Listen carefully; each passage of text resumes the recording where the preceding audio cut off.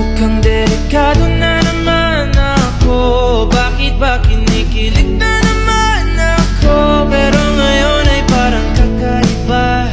Pag nakatingin sa iyong mata, ang mundo ay kalma. Minsa'y natuwa ang may likha, 7,000 pulo ang ginawa.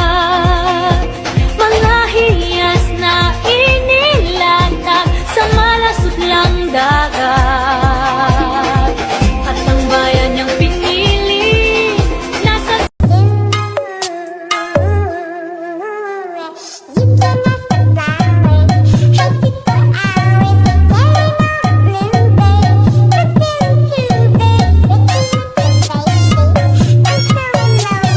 Aalis na muna ako ng Pampanga kasi baka magkaalipungan na ako. Charot! Aalis na muna pala kami ni ate kasi may pupuntahan kaming trabaho. Medyo marami din dinala naming damit kasi ilang araw din kaming hindi uuwi. Pero itong alis namin, pinagpaalam namin to kay mama. Pero bago nga kami umalis ng bahay, aasikasuhin ko na muna tong giveaway na iPhone. Meron na pala nanalo. At eto nga ipapadala ko na bago ako umalis. Message ko na lang din sila kahapon. Hindi na lang talaga nag-reply yung nanalo. Eto nga tag-isa sila dito. Yung isa lowbat yata. Pero hindi si Ryan ha. Lowbat lang talaga. I-charge mo na lang kapag na-receive mo na. Sa loob pala ng box ng cellphone, meron na ding earphone at saka charger. Gagamitin mo na lang din talaga. Napapili ko nga silang dalawa kung anong gusto nilang kulay. Gusto daw nila yung kulay white. Pero bahala na. Pareho namang iPhone XR yan. Thank you din pala sa HD Gadget kasi may napasaya akong dalawang sumusuporta sa akin. Pinalot ko na din pala sila para may padala ko na din. Baka maliit din kasi kami ni ate sa pupuntahan namin. Lalo na medyo bahay daanan. Nilagay ko na nga lang dito sa bag kasi yung kuya ko na din yung magpapadala sa cellphone. Pagkatapos kumaamin.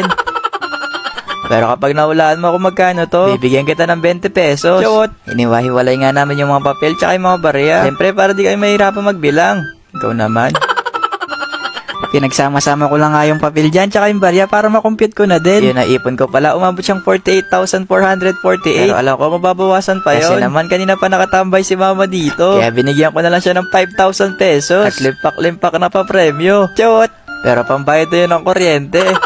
Eto pala mga natirang barya, panlalaro ko pa sa PisoNet. Kinabukasan na pala to. Order lang ako ng aircon sa tatay ng kaklase ko para sila na mag-install ng aircon dito sa loob. Bago nga nila ilagay, tinanggal na nga muna namin yung ibang gamit na nasa loob. Kailangan kasing tanggalin tong mga to kasi nakaharang. At saka medyo maalikabok. Kaya kailangan talagang tanggalin. Eto na pala yung pinag-ipunan ko. Parang kahapon lang binibilang ko pa yung mga pera. Pero ngayon yung pera ko parang lobo na lumipad. Pero ayos lang yun. Init din kasi talaga dito sa loob. Kasing ikaw nandito sa loob, para ka rin nasa loob ng oven toaster. Cute! Bago nga content creator kasi mamaya pa silang hapon. Ito nga halos nagpe-prepare na din sila. Pero bago kayo makapasok sa loob, dadaan muna kami sa swab test. Sa mga oras nga na yan, medyo kinakabahan ako baka mag-positive yung resulta. Ulanan kasi ako ng isang araw, kaya medyo sinisipon yung ilong ko. Sana nga lang talaga wala siya nakuha kakaiba sa ilong ko. Charot! Sunod nga sumalang sa swab test si ate. Iisip ko nga dyan, paano kung nag-positive yung isa sa amin? Baka uuwi din kami ng maaga.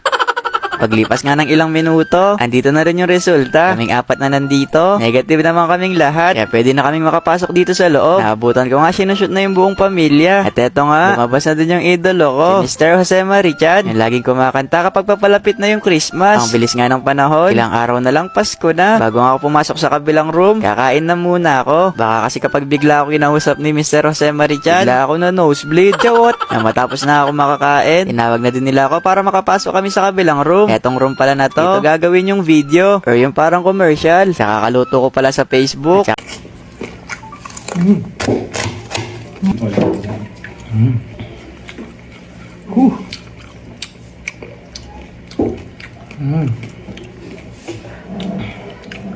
Kumain muna tayo.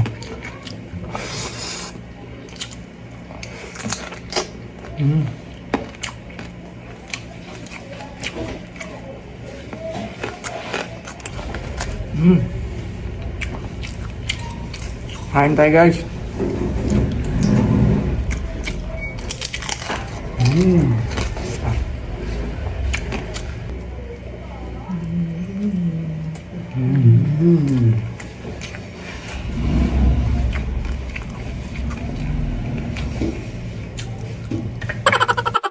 Alas, nakain na pala to. Kasi gutom na doon yung mga kasama ko dito. Ayun lang. Bye-bye! Maaga nga ako magsasara ngayon ng tindahan kasi may pupuntahan akong sobrang special na tao. Tatampo na nga ako doon kasi di na siya nagre-react sa mga post ko. Dati-rati kasi, post ko pala ng picture or video, siya na nangungunang mag-react at mag-share na din. Kaya ngayong araw, pupuntahan ko na muna siya. Pasok na nga ulit ako sa loob para makaligo na din. Nangangamoy na kasi ako kaya kailangan ko na din maligo. Chot! Naligo talaga ako dyan ha. Diyan lang talaga ako sa kwarto nag-transition. Pakita ko na muna sa inyo yung susutin ko papunta doon. Nag-ayos na din pala ako kasi madalang lang din niya ako makita nakaayos. Na matapos ko na nga ma-check yung sa loob ng bahay, lumabas na din kami ni mama. Sinama ko pala yung buong pamilya ko kasi mamamanhikan kami. Chot! Pag talaga yung mga bata dito nakikita ko, gusto talaga nila sumama. Bago nga namin siya puntahan, pumunta na nga muna kami ni Papa sa San Fernando para makabili na ng bulaklak. Di naman dati mahilig sa bulaklak yon, pero ngayon ibibili ko muna siya ng bulaklak. Ang ganda nga ng design ng nasa taas. Kaya tinanong ko kay ate kung magkano yung bulaklak. Sabi nga ni Kuyang nakapula, nanonood daw siya ng vlog. Tinanong ko nga dyan kay ate kung maganda ba yung design na napili ko. Kaso pili pa daw. In my head, I don't know what to think. He knelt to the ground and pulled out a ring and said, "Marry me, Juliet. You never have to be alone. I love you, and that's all I really." Rinig yung pangalan ko na pinagkakwentuhan nila ako. Kaya lang mukhang nahihiya sila. Kaya ako na yung lumapit. Hindi daw sila pwede mag-cellphone sa trabaho nila. Kaya sabi ko, sama ka na lang sa vlog. Pagtanggal ko pa nga sa face mask ko, narinig ko pa sila. Sabi nila, kasanting na pala talaga ni nga nakinigang personal. Sa mga kapampangan dyan, comment nyo nga kung anong sinabi nila. Baka binibenta na nila ako dito. Charot! DM mo pala ako ate sa IG para masend ko yung picture natin. Kumuha na din pala ako ng underwear. Isa na lang kasi yung matinudon. Lahat butas na. Charot! Sunod nga na pinuntahan ko itong mga sapatos. Matagal ko nang napapanaginipan to mga guys. At habang nagtitingin pa nga ako dito, nakita ko pa yung kaibigan ko. Nahuli ko pa siyang may ka-date. Charot! Kaibigan daw niya yan. Ang saya nga namin dyan kasi last kita pa namin bago mag-pandemic. Tapos sabi ko sa kanya, mag-hi ka kasi nagbablog ako. Ang dami nga niyang kwento sa akin dyan. Kaso bawal daw sabihin. Tawang-tawa nga kami dyan. Kasi nung isang araw nag 1v1 kami sa Crossfire, natalo niya ako. Pagkatapos nga nung kwentuhan namin, sinukat ko na tong gustong-gusto kong sapatos. Matagal ko nang gusto to. Pero syempre, mas gusto kita. Charot! Habang tinitingnan ko nga yung sapatos, sobrang ganda mo. Ay! Sobrang